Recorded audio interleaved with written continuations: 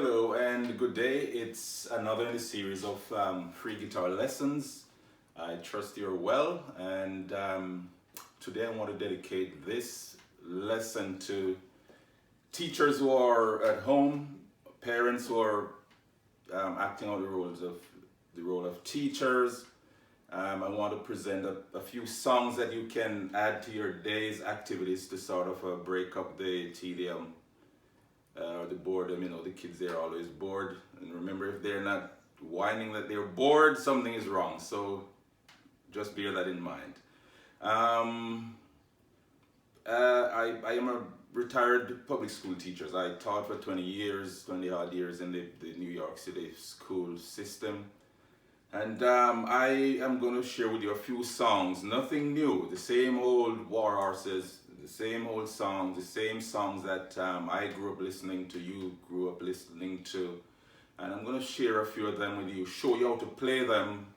And if you're not an instrumentalist, if you don't play an instrument, how you can lead the kids in singing. It might be one child, two children, a group, whatever your setting is. There are ways that you can add a little diversion during the day to make things a little more fun. Alright, so I just started with an instrumental version of the well-known Twinkle, Twinkle, Little Star, How I Wonder What You Are. So I'm going to start with that one. First I'll sing through some of the songs and I'll go back and sort of show, the chords I use, how to play the chords, how to lead the singing, and so on and so forth. I'll also include two songs that I wrote just as a sort of an approach to sort of control the crowd, so to speak, so that it might require the kids to sit in a little circle. You can call in other family members to round out the circle and make the whole thing fun. But I'll explain that when I get to it. Now the Twinkle Twinkle Little Star song, it's pretty straightforward. It's in the key of C. So the instrumental version I did at the beginning. Now I'm going to strum along just like you would lead in a group setting with a few children, and see how that goes.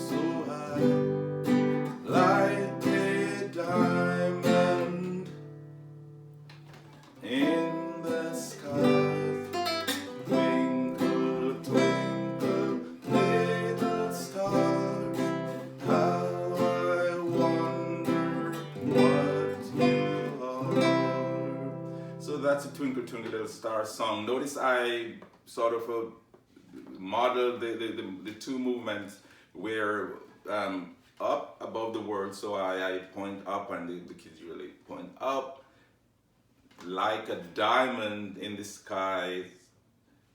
We can make a diamond like this or like this. This is a more diamond shape, I think. But whichever you choose to use, you can sort of model the movement as you go through the song. So it's up above the world so high, like a diamond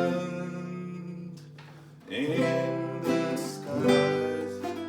Twinkle, twinkle, little stars, how I wonder what you are. Okay, and so there you have it. The next song is, I know this song in the Caribbean setting. The rhythm, therefore, I'll present two versions of it. I'll do the straight rhythm and then I'll add some Caribbean calypso type rhythm to the whole thing. It's called A Little Girl in the Ring. For those of us who know it, especially people who are from the Caribbean, you might know the title as There's a Brown Girl in the Ring, but I changed the word to make the title a little more general. A little girl in the ring or a little boy in the ring. as the case may be. And the children will sit around in a circle, and one person comes up, walks around, and sort of move along with the beat. There's a little boy in the ring, tra-la-la-la-la. There's a little boy in the ring, tra-la-la-la-la. There's a little boy in the ring, tra-la-la-la-la. For he likes sugar and we like plum. And then the last verse says, then he stands and faces his partner, tra-la-la-la-la. Then he stands and faces his partner, tra-la-la-la-la. Then he stands and faces his partner, tra-la-la-la-la. For he likes sugar and we like plum. And that usually takes the burden off the teacher, so to speak, in choosing the next person to go. So that whoever, the part of the song that says, he stands and faces his partner, whoever the child chooses or decide to pull in for the next round, he'll just stand in front of him or her, and that person comes up. And so it goes. The girl or the boy would stand and face her partner, and that person would be the next one up in the ring. Okay, so, but the second verse goes, there's a little girl in the ring, tra-la-la-la-la. There's a little girl in the ring, tra-la-la-la-la. There's a little girl in the ring, tra-la-la-la-la. For she likes sugar and we like plum. And here, usually, this verse, the verse that's coming up, would have her skipping around merrily, dancing, skipping around to the beat. So it goes like this. Then she skips across the ocean, tra-la-la-la-la. Then she skips across the ocean, tra-la-la-la-la. Then she skips across the ocean, tra-la-la-la-la. For she likes sugar and we like plum. Then she stands and faces her partner, tra-la-la-la-la. She stands and faces her partner, tra-la-la-la-la. Then she stands and faces her partner, tra-la-la-la-la. For she likes sugar and we like plum. And there you have it. So the skipping part, I remember having having some trouble having the kids do that little skip. Then she skips across the ocean, tra-la-la-la-la. Then she skips across the ocean, tra-la-la-la-la. Then she skips across the ocean, tra-la-la-la-la. For she likes sugar and we like plum. And so that works nicely. We just do a little skip around until it gets to the part where she will stand and face her partner, and the next person comes in, and so on. So that's another one that is usually a sort of a kickstarter to their day. They usually are looking forward to getting in that ring and doing their thing. So little girl or little boy in the ring, tra-la-la-la-la. There's a little girl in the ring, tra-la-la-la-la. There's a little girl in the ring, tra-la-la-la-la. For she likes sugar and we like plum. That's about it. Okay, so that's another song that you can sort of have them singing along to, with or without the guitar. Once you get the words down, you can sort of snap the rhythm or have them clap. Little boy in the ring, tra-la-la-la-la, there's a and so on. As long as you have a rhythm there, a beat that you can walk steadily to or skip to, then you'll have them going, and before you know it, you pass a whole hour off without much stress or worry. Another way you can engage the kids you're working with at home during this time when nobody's going anywhere anyway, and those of us who are charged with the responsibility of continuing your kids or your family's kids education, musical education in this sense.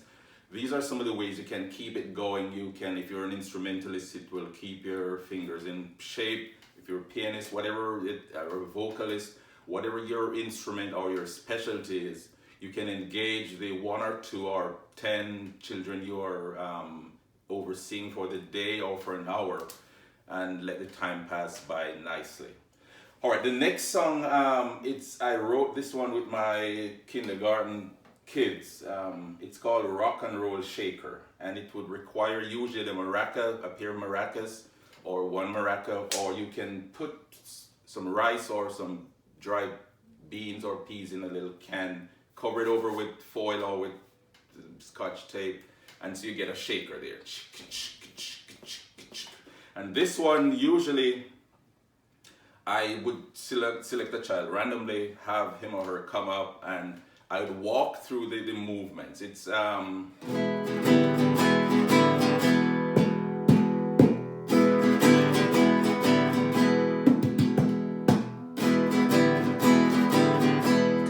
clap, clap.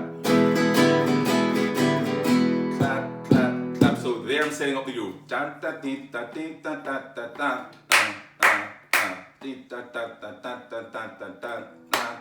And so it goes.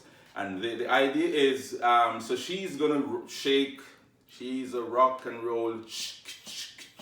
You want to teach them how to keep a steady beat. She's a rock and roll shaker. And she likes to shake. And then later on, the next verse will say, shake up high, shake.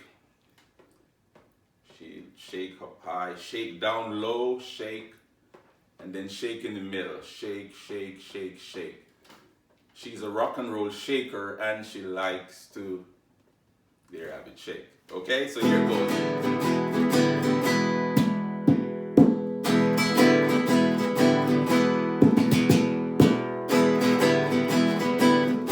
She's a rock and roll shaker, and she likes to the rock and roll shaker, and she likes to shake. Shake, shake, shake, shake. Shake, shake, shake, shake. Shake up high, shake. Shake down low, shake. Oh, shake in the middle. Shake, shake, shake, shake.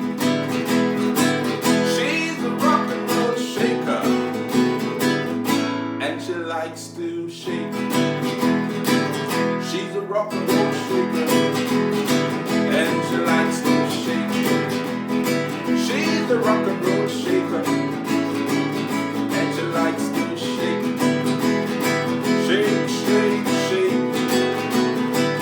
Shake, shake, shake, shake. And there you have it, the rock and roll shaker. And then that child would decide who sits nicely enough, or was paying attention enough, or was singing along, and hand the shaker, whether the maraca or a homemade shaker. The next person would come up and go through the whole thing. Again, the idea is to have them sticking to a steady beat, keeping a beat.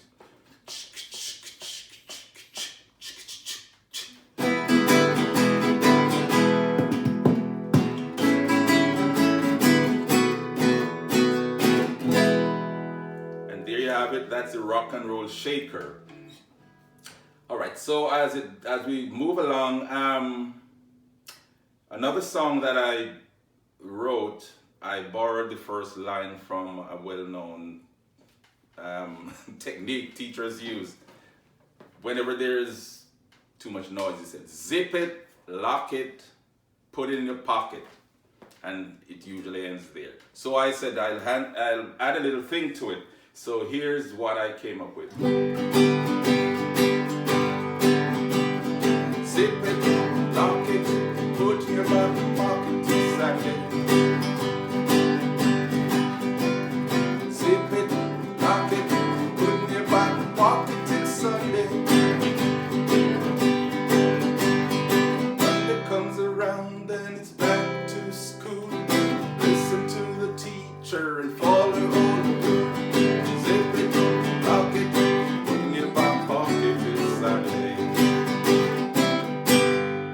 So I'd go over and over, zip it, lock it, put in your back pocket till Saturday, zip it, lock it, put in your back pocket till Sunday. Monday comes around and it's back to school. Listen to the teacher and follow all the rules and zip it, lock it, put in your back pocket till Saturday. You can, again, you can come up with whatever wording you want to add to it. Again, it's just engaging the kids, having them add their own words to it, as long as you keep that beat.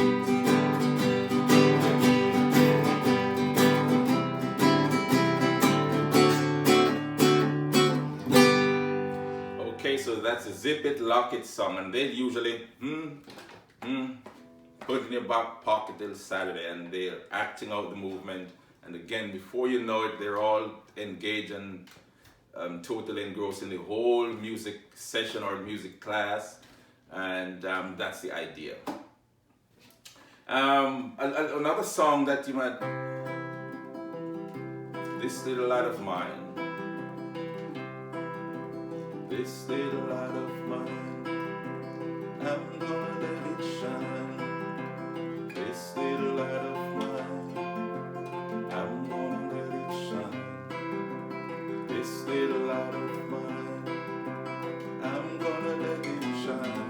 Let it shine, let it shine, let it shine. Anywhere I go, I'm gonna let it shine. In the rain or in the snow, I'm gonna let it shine. Anywhere I go, I'm gonna let it shine. Let it shine, let it shine, let it shine. So that's This Little Light of Mine. You can add words, and it's a great way to say, who can come up with a verse of theirs? When I go to lunch, I'm gonna let it shine. Where I'm sitting with my bunch.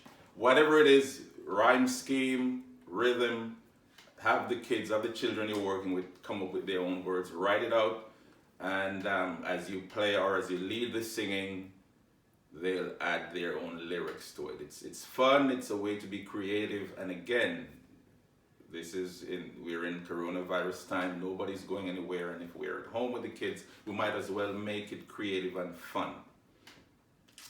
All right, so now I think I've gone through the song that I have slated to play in this session. The next thing is, if you're a beginner guitar student, how do you go about playing these songs? Well, the first thing is, pick the song that you feel strongly about. Which one do you feel like you can handle while you try to negotiate your hands on the guitar? For example, Twinkle, Twinkle, Little Stars,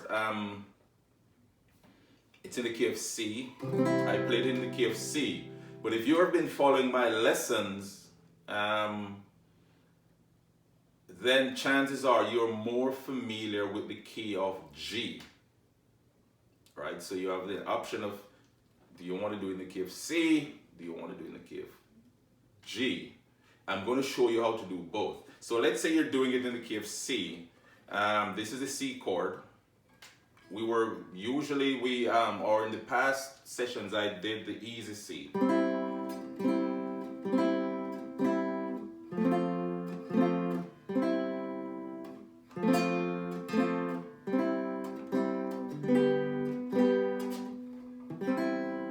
That's in the key of C. So the C chord, let's go for the big C chord. Okay, because you have time to sort of get your fingers worked in before you attempt this song proper. So the C chord, start with ring finger on the 5th string in the 3rd fret. Okay, so it's ring finger, finger number 3 of the left hand on the string number 5, counting from the 4, 1, 2, 3, 4, 5. In the 3rd fret, firmly there. Middle finger, just open up your hand. Don't be too tense. Just open up your fingers. Middle finger goes to the 4th string in the 2nd fret. Pointer presses the 2nd string in the 1st fret, and that's your C chord. You strum from the 5th string down like this. And remember, make sure you're pressing all the strings as you brush across. That's a C chord. The next chord we're going to look at is the F chord. F is in Frank. Ring finger goes to the 4th string in the 3rd fret. Middle finger on the 3rd string in the 2nd fret. Pointer laying on the side, covering strings 1 and 2. You strum from the 4th string. That's the F chord. And remember, you're at the back of the neck. Your thumb is there. Not pressing for dear life, but just firmly keeping the hands stabilized. And then from the front view, it's like that. Again, the F chord. Ring finger presses the 4th string in the 3rd fret. Middle finger, just open up your fingers without any tension and press the 3rd string in the 2nd fret. Pointer, finger number 1, you put it on the side, lay it on the side because it's covering string 1 and string 2. And then you strum from the 4th string. Just apply a little more pressure at the moment you strum. You don't want to stay there in that tense mode before you strum the chord. So right at the moment, once your fingers are aligned on the right strings, again, ring finger pressing the 4th string in the 3rd fret, middle finger on the 3rd string in the 2nd fret, and pointer, finger number 1, laying on the side, covering, pressing string 1 and string 2. That's the F chord. And you strum, pressing into the strings just as you apply pressure there like that. With this particular chord, it's not unusual to get a sort of a weird sound like that. Don't waste the whole session trying to get that sound right.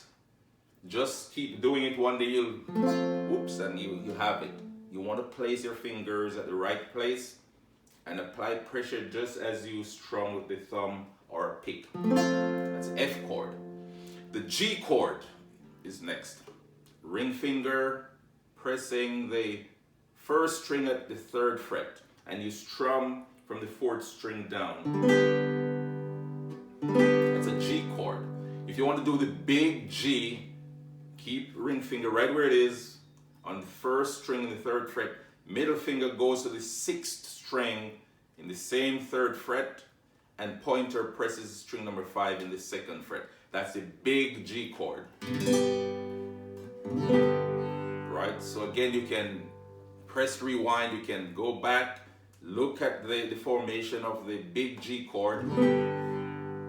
Or if you prefer to give your fingers a break, just press using only the ring finger on the 1st string in the 3rd fret, and you strum from the 4th.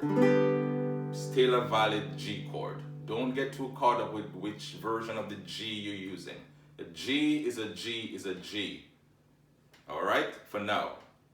Okay, so those are the chords I use in the G, the key of G. G, C, in the key of C. It's C, F, and G. There. And back to C. G is a different key, and we did G in previous lessons. So you can go back and look on the chords in the key of G. It's G, C, and D7. Look on the past videos that I put up, and you'll see how to get to those chords. And the idea then is to practice slowly. Start with, for example, the Twinkle, Twinkle, Little Star song. And this one I'm keeping it steady. 1, 2, 3, 4. 1, 2, 3, 4. 1, 2, twinkle, little stars. How I wonder what you are. Okay, now if you notice, if you were maybe asking yourself, why did I shift twice or shift my hand during the G chord? I play the G a different way than I showed you. So I showed you to use middle finger there, pointer there, and ring finger on the 1st string. So actually I'm pressing the 6th string in the 3rd fret, I'm pressing the string number 5 in the 2nd fret, and I'm pressing string number 1 in the 3rd fret. The version that I switched from, I'm pressing the same strings, string number 6 in the 3rd fret, but I'm using the same ring finger. For the string number 5 in the 2nd fret, I use middle finger. It doesn't matter, it's a matter of what strings you're pressing. And for the first string, I press it with pinky. So this is a G, and I can just flip and do the other way. Same G chord, it doesn't matter. It's a matter of which feels more comfortable to you, okay? All right, that takes care of that. But the idea in terms of learning to play these songs, you want to start with a steady beat, because the focus is not on the song so much as your left hand and right hand combinations. And that reminds me to remind you that choose your area of focus carefully. Don't try to do the fingering and the lyrics at the same time. The lyrics, you can write it out, it can be there. The chords though, you have to know exactly where to put your fingers. So even if you're singing the wrong words, it doesn't matter. You want to focus on getting your fingers where they're supposed to be.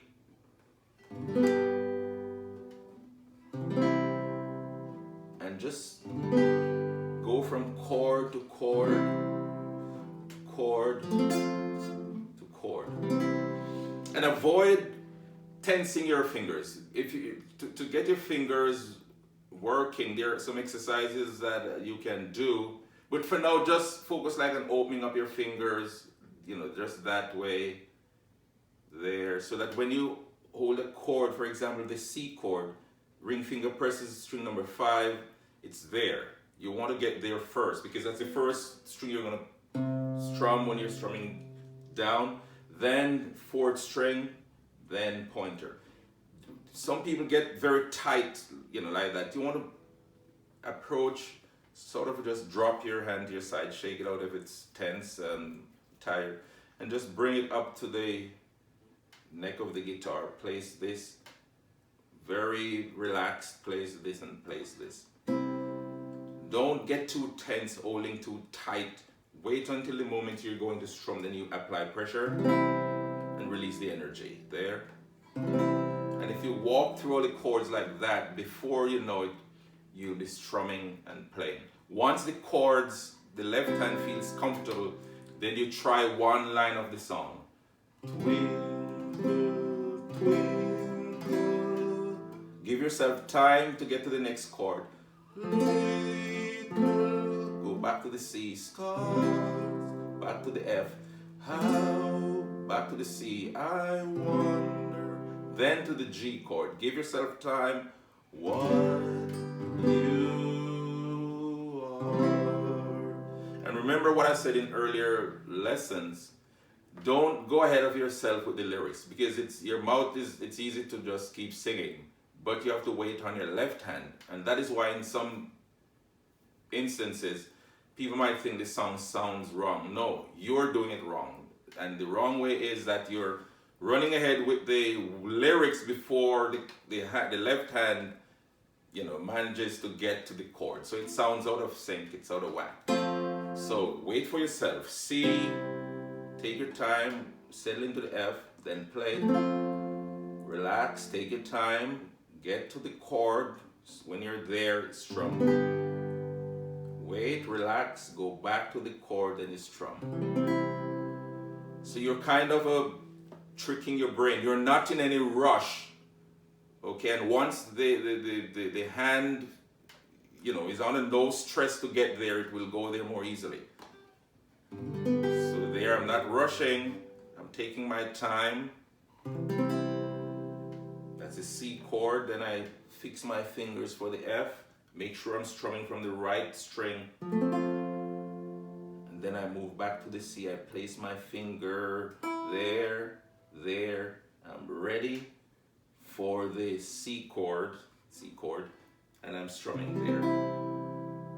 So it's a matter of timing. Wait for yourself, slowly, pay attention. What is your goal when you practice this song? To get my fingers to the right strings and to strum from the right place. Not rushing, waiting for myself there. I'm in no rush. There. That sounds good. And I go back to the G. Sounds good. I'm taking my time. I'm making sure I'm placing my fingers up correctly, and I strum. Okay? So the idea is to go slowly, go securely, and before you know it, you're strumming all the way. Okay? Until next time, a few things to practice, and again, this one was dedicated to the people who are at home teaching during this time when we're all staying home, and hopefully you picked up something that you can share with your class, the adults or the little ones. See you next week. Enjoy.